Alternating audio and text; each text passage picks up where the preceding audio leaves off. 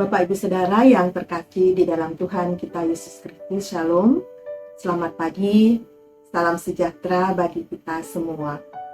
Sungguh sangat bersuka cita kita bisa dipertemukan kembali di dalam sarapan rohani pada pagi hari ini, hari Jumat tanggal 12 April 2024. Sebelum kita akan melakukan segala aktivitas kita untuk sepanjang hari ini, mari kita mendasarinya dengan firman Tuhan. Namun sebelumnya, mari kita datang kepada Tuhan di dalam doa. Mari kita berdoa. Ya Tuhan Allah Bapa kami yang di surga, Bapa yang selalu mengasihi akan kehidupan kami. Kami sungguh bersyukur Tuhan pada pagi hari ini. Engkau izinkan kembali kami ada sebagaimana kami ada Tuhan. Itu semua karena kemurahan Tuhan di dalam kehidupan kami. Engkau berikan kami istirahat yang baik pada malam hari, Engkau menjagai kami. Dan kembali pada pagi hari ini Tuhan, kami bisa menemui hari Tuhan yang baru, yang penuh dengan harapan. Pada pagi hari ini Tuhan, kami mulai lagi segenap tugas tanggung jawab kami di dunia ini. Biarlah Tuhan yang mengawali setiap jejak langkah kami. Dan kami rindu Tuhan mendasari kehidupan kami untuk sepanjang hari ini dengan merenungkan firman Tuhan sebagai dasar kami melangkah untuk hari ini. Tolong kami Tuhan, berikan kami hikmat, Roh Kudus-Mu, sehingga kami bisa memahami akan apa yang kami baca pada pagi hari ini. Terima kasih ya Bapa, terpujilah nama-Mu. Karena kami mohon hanya di dalam nama Tuhan kami, Yesus Kristus. Amin. Firman Tuhan tersedia pada pagi hari ini terdiri dari 2 ayat. Yang pertama terambil dari Yesaya 16 ayat yang ke-62 dan yang kedua dari Roma 9 ayat yang ke-16. Yesaya 16 ayat 62 saya akan membacakan bagi kita semua. Tuhan berfirman, "Aku akan meneguhkan perjanjianku dengan engkau, dan engkau akan mengetahui bahwa akulah Tuhan."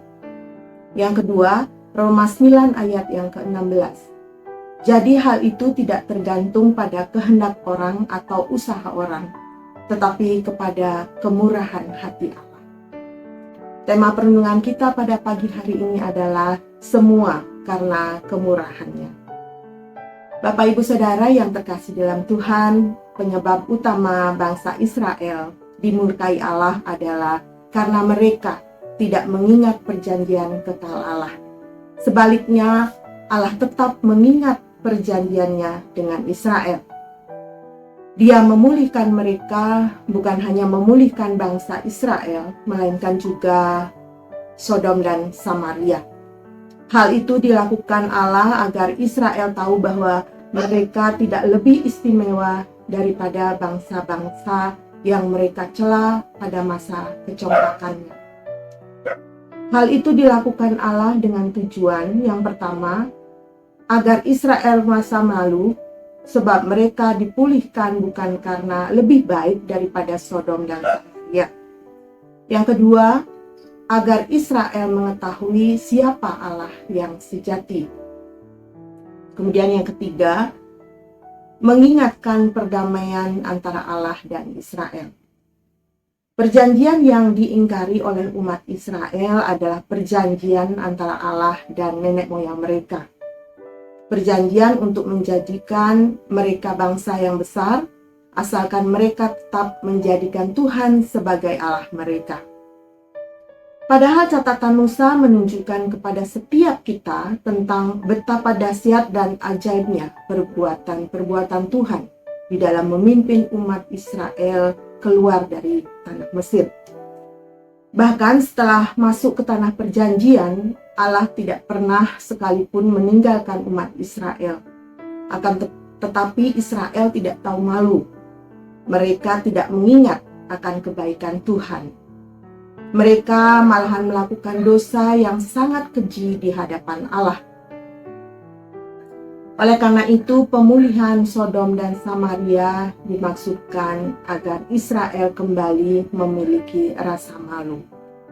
Merasa malu akan dosa adalah langkah awal untuk perubahan diri dan pengenalan akan Allah yang sejati. Tanpa merasa malu dengan dosa kita sendiri, kita tidak bisa mengenal Tuhan dan mengalami perubahan hidup. Bapak, Ibu, Saudara yang terkasih di dalam Tuhan kita Yesus Kristus, Tuhan setia kepada janjinya di tengah ketidaksetiaan umatnya. Inilah kebenaran yang perlu kita ingat melalui perenungan ini. Di tengah segala kekacauan dan ketidaksetiaan manusia, Allah tetap setia. Ia mengingat janjinya dan menepatinya. Itulah pengharapan kita yang sering kali gagal dan tidak mentaatinya, bahwa kita dipegang oleh Allah yang setia.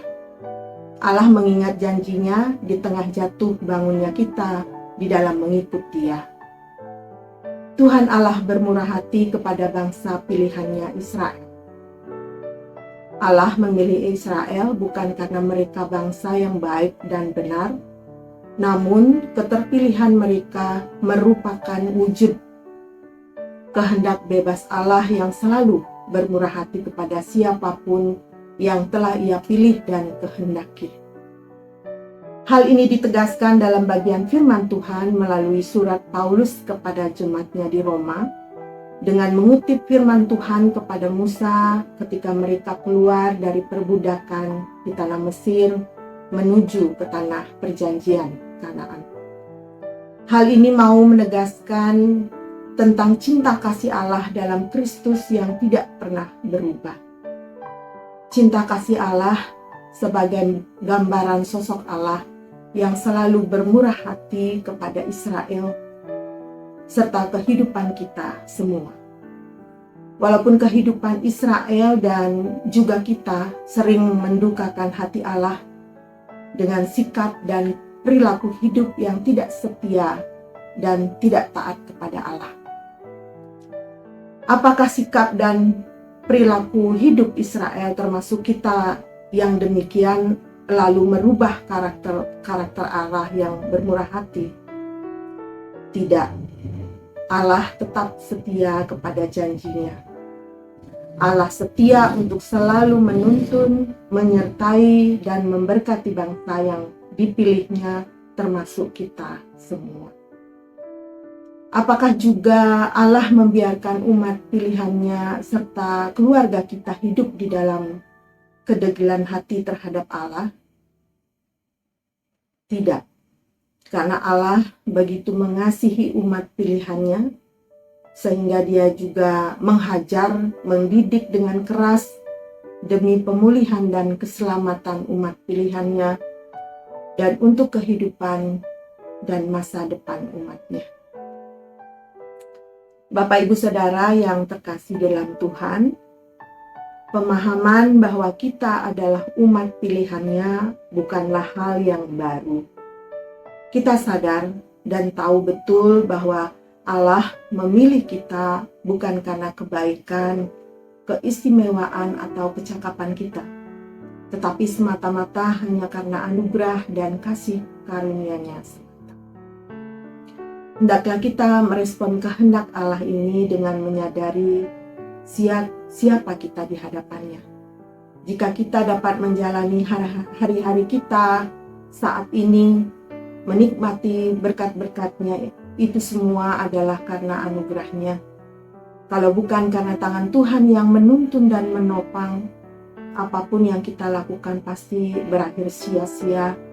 Tanpa anugerah Tuhan, kita tidak mungkin diselamatkan dan ada sampai saat ini. Untuk itulah Bapak, Ibu, dan saudara sekalian, kita patut bersyukur atas kemurahan hati dari Sang Pemilik hidup ini. Allah dalam Kristus yang selalu menuntun, menyertai, dan memberkati kehidupan kita yang diwujudkan melalui sikap dan perilaku hidup serta taat kepada perintah dan kehendak-Nya. Amin. Kiranya Tuhan memampukan kita untuk melakukan segala yang dikehendaki oleh Tuhan. Mari kita datang kepada Tuhan dalam doa. Mari kita berdoa.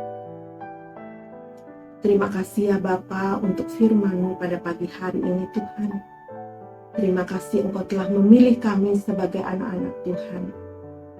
Terkadang kami lalai, terkadang kami tidak setia Tuhan. Sedangkan Engkau tetap sayang dan setia atas janji-janji Tuhan. Ampuni kami Tuhan dan mampukan kami untuk selalu mengingat akan kebaikan-Mu di dalam kehidupan kami. Terlebih dari itu Tuhan, apapun yang Engkau firmankan kepada kami, ajar kami untuk selalu mentaatinya dan melakukannya, terlebih mewartakannya kepada orang lain. Terima kasih ya Bapa. Pada saat ini kami teringat bagi jemaat Tuhan yang sedang mengalami sakit dimanapun mereka berada. Tangan-Mu tidak kurang panjang untuk menjamah mereka.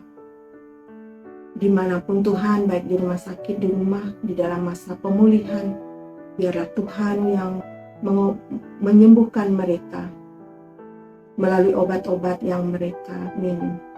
Terima kasih Bapa, kami serahkan kehidupan kami untuk sepanjang hari ini dan seterusnya ke dalam tangan Tuhan.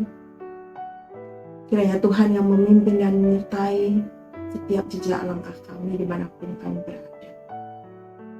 Kami sungguh mempercayai Tuhan Engkau sebagai Allah yang hidup, yang selalu memberikan kehidupan yang terbaik dalam hidup kami. Terima kasih Tuhan, ini doa kami. Kami serahkan hanya di dalam nama Tuhan kami Yesus Kristus yang menjadi juru selamat kehidupan. Amin. Bapak Ibu Saudara yang dikasihi Tuhan, tetaplah bersyukur atas kemurahan Tuhan. Selamat berkarya untuk kita semua. Tuhan Yesus memberkati.